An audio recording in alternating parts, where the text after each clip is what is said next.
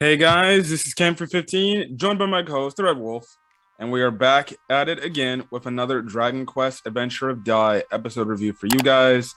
Sorry for getting this episode review a day out later. Me and my friend here were playing Fall Guys with my younger brother and my younger sister last night. Which I'm gonna record a recording of us playing Fall Guys in the on my channel, so be sure to check that out as well. Yes, I'll leave a link to the description below to his channel and everything so you can be able to watch the playthrough, or not the playthrough, but the video about us playing Fall Guys. But yes, this episode it was interesting just from the standpoint with some twists and turns that we get and tentacle creatures yet again. It's quite common in anime, although this one is not as you know over the top as a certain other anime that we know. Yeah, yeah. But let's get into it. The first bit of the episode, or the first I guess this story has three different storylines that all come together. So let's talk about one of the more shorter ones. That was the Hunicle one. We all thought Hunicle is dead, but He's just now unable to fight anymore. yeah. Master Brokina pretty much used every healing spell in the book to heal Hunicle, and he managed to stay alive. Pretty much what Master Brokina said was the fact that, well, yeah, I healed you, but the problem is you will never fight again because your bones have been wrecked beyond repair, pretty much. Yeah, he's been fighting and fighting and fighting, coming back from healing and fighting again and fighting again to the point. Yeah. It's kind of a way just to say he put just way too much strain on his body, pretty much. Mm-hmm. So I guess the quote from last week, the fact that the warrior Hunicle is dead, well, I guess now that makes a lot more sense when you put it that way. So yeah, that's very sad and everything, but you also get a good moment from him, who was also healed. And the thing was, Hunicle's like, listen, I want you to take me to Dark King Vern's palace so I can watch Dai defeat him with my own eyes, which I thought that was dope and everything. And it looked like Crocodile was going to take him, but him was the one to do it. And he's like, listen, man, I don't care how long it takes, but when your bones, heal back to 100%, you're able to fight again, we'll settle this once and for all. And it leads into some funny comedy between him and frickin' what's the rat's name? I keep forgetting his name. I keep forgetting his name, man. the rat. Shoot. Chew. Yeah, you get a funny comedy scene about Shu, and then also too, Master Rokina made the mention like, oh, since you have now a living body, you're pretty much like a King Metal Slime, or something like that. And he's like, that's what you compare me to? One of those little creatures? And let's just say Shu was like, you're in my beast commanders and stuff like that. And this dude's like, no, I'm not gonna listen to your order. I'm not taking orders from you and stuff like that. It was I was honestly laughing, and the faces him was making this entire scene was priceless, yo. So hey, I'm happy. It is kind of interesting, the fact that they're easily so trusting of him. You would think Crocodile would be like, whoa, I'm about to attack you and everything, but then you have to have where Hunicle's like, no, he's a good guy with us and stuff like that. But yeah, we come over to what's going on in the middle of the White Garden Palace area, and like we said, Larhart showed up. Now obviously, Mom, Pop, and the others, Leona and Dai, they all think, oh wait, what the hell did you do to Hunicle? But he's like, you can calm down, he's not dead, or something like that, or he's okay. He just gave me this armor that was originally mine, but he's fine. I didn't do anything. I didn't take it from him. He graciously gave it to me. And they're like, oh, You could have said that from the start. So yeah, now Mr. Vern, he's kind of freaking pissed off and everything. He's like, "You damn traitor! Why would you freaking betray us?" And what does Larhart pretty much say? To be fair, we were never part of the Dark Army. Dragon Legion commanders. We were never part of the Dark Army. We only served Lord Baran and Lord Baran alone. Yeah, pretty much. So that's the whole thing there, and it's funny because then he goes and he's like, "Oh, Master Dino, now I finally get to serve you," and Dai's like, "What? What's going on here?" Yeah. So yeah, so what was Baron's will given to Larhart after he revived? He basically said, I know you still have hatred towards humans and stuff, but I believe that my son will be able to change humanity itself and stuff. And he asked Larhart, fight for his sake, stuff. Yeah, pretty much telling him if he says protect humanity, you're gonna listen to him and you have to do it. And everything. So this man he's bowing down, he's showing Dai respect, and Dai's like, whoa, calm down, man. I don't need all this and stuff like that. And then two, he also makes a mention, he's like, listen, don't call me Dino, just call me Dai. And this man's like, okay, sure, fine, Dai, the hero, and stuff like that. And pretty much he's like, okay, master, give me an order right now so I can take down this guy. Give me the order to take down Mr. Vern. And he's like, what the heck? But I don't know if you'll be able to take him, pretty much. And pretty much Larhart's like, oh, you're still not confident in my abilities yet. Okay, I'll prove it to you. So he hands his staff or a spear to Pop and pretty much uses his super speed to dodge an attack that Mr. Vern sends his way, to the point he leaves pretty much a Dragon Ball after image technique in a way. That's exactly what it is. That's exactly what it is. Because he moves so damn fast that pretty much I guess you can say just an own like fake replica of him was right there, and he was just standing right there next to Dai, and he's like, so are you confident enough yet and everything? And Dai's like, oh, I guess I can trust you now and everything, so yes, go right ahead and take down Mr. Vern. They also questioned, I think it was Pop that question, like, how the hell did freaking Hunicle defeat this guy? And stuff like that. So yeah, pretty much Larhart's like, okay, you two are gonna be with me, just stay out of my way and listen to what I say, pretty much.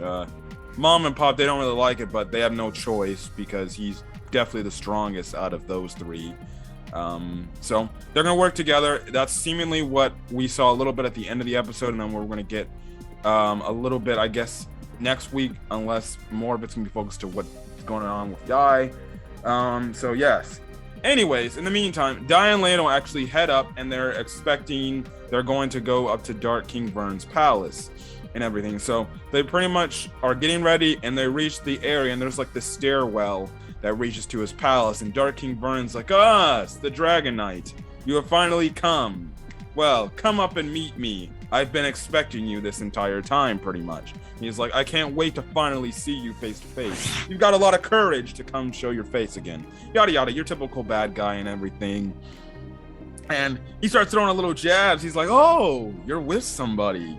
A woman. Oh, you Dragon Knights aren't really particularly good when it comes to women.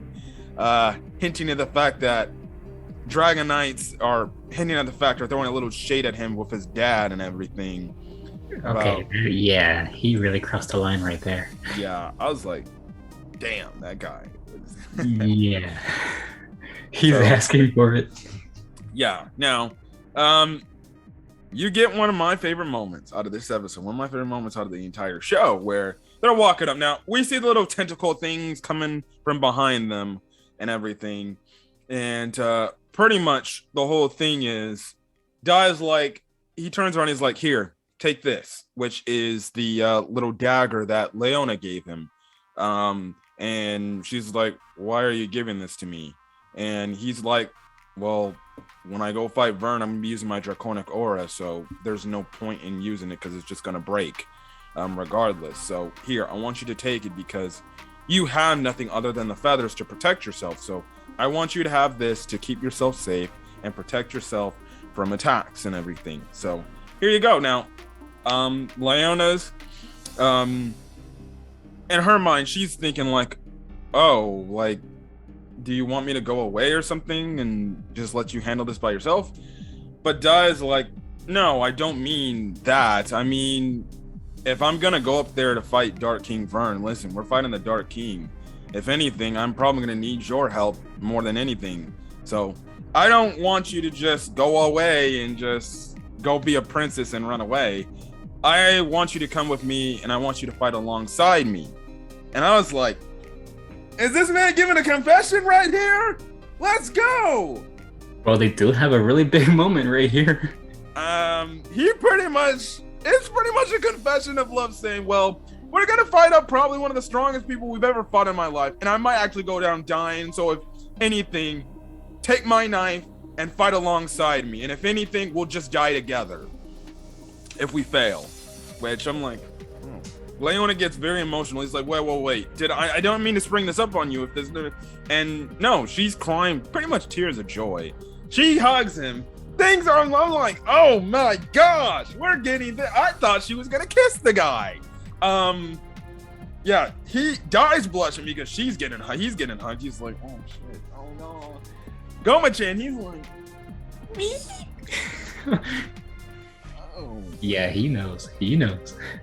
So great Dai X Leona moment. I thought this was the moment where she was gonna kiss him, but I guess if they ever show a kiss, or if they want to, it's a shonen trope where they don't show kisses, but if they ever show a kiss at the end of this show, well then I'll be happy. And that will more than likely be after they get celebrated for being heroes and stuff like that and everything. So yeah, they pretty much they recall back to the moment when they first came across each other on Daramil Island, back at like legitimately the second episode of the series. And then Leona's kind of just remembering all those things, and she's like, you know, he's not the little boy I once thought he was. He's actually like pretty much a full-fledged man. And yes, I know, Leona, you're kind of attracted to that, so it's okay. So yeah, and she's glad that she's gonna be fighting alongside him.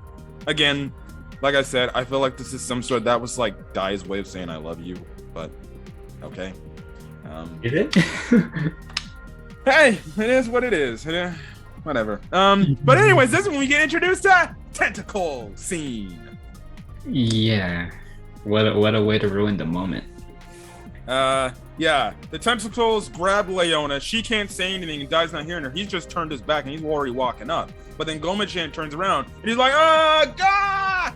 And then Dai turns around. He sees this, and he starts following Leona as she's getting dragged away. They get to like this silo-like area, and all of a sudden, you see her pretty much all strangled up by these tentacles. And this big eye opens up, and yeah, that's where the episode ends off.